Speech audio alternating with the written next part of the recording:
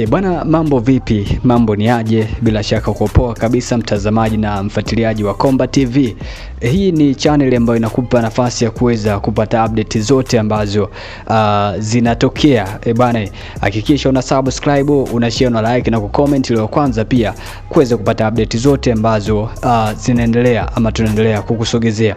Tunafahamu sasa hivi umekuwa karibu sana ukifuatilia taarifa mbalimbali za wekundu wa Msimbazi Simba ya Dar es Salaam ambao waliondoka nchini Tanzania moja kwa moja kuelekea nchini Morocco pale ambapo hapo watakuwa na mchezo wao wa mkondo wa kwanza finali ya kombe la shirikisho barani Afrika dhidi ya wenyeji RS Berkane.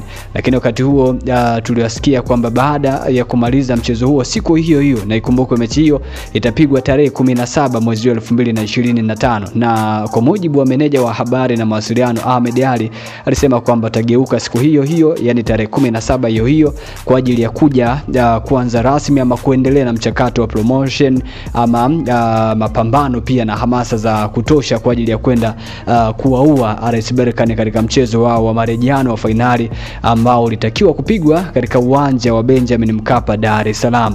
Lakini taarifa nzuri ama mbaya ambayo pia imejiri ni kuhusiana na taarifa ambayo kutokea shirikisho la mpira wa miguu barani Afrika CAF, ambapo kuengua ama kuwatumia taarifa TFF ya kwamba mchezo wa marejeano wa finali ya kombe la shirikisho barani Afrika baina ya RS Berkane ama ya Simba Sports Club na RS Berkane utapigwa pale New Amani Complex visiwani Zanzibar badala ya pale Benjamin Mkapa kama vile ambavyo taarifa ilikuwa iko hivyo. Na sababu za kufanya hivyo naeleza kwamba baada ya kufanya ukaguzi wa mara kwa mara na katika kipindi hiki cha mvua na kubaini kwamba uwanja huo bado haujawa fiti kwa ajili ya kuweza kutumika katika mchezo mkubwa kiasi hicho.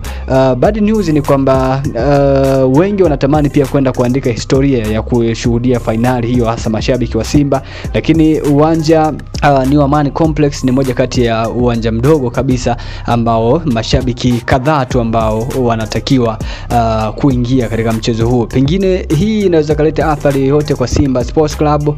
Bwana, game itapigwa New Amani Complex na sio tena Benjamin Mkapa Dar es Salaam kama vile ambavyo pengine watu wengi tulikuwa tunatarajia. Hakikisha una subscribe, una share, una like na comment ili wa kwanza pia kuweza kupata update zote ambazo tunazisogeza kupitia Komba TV.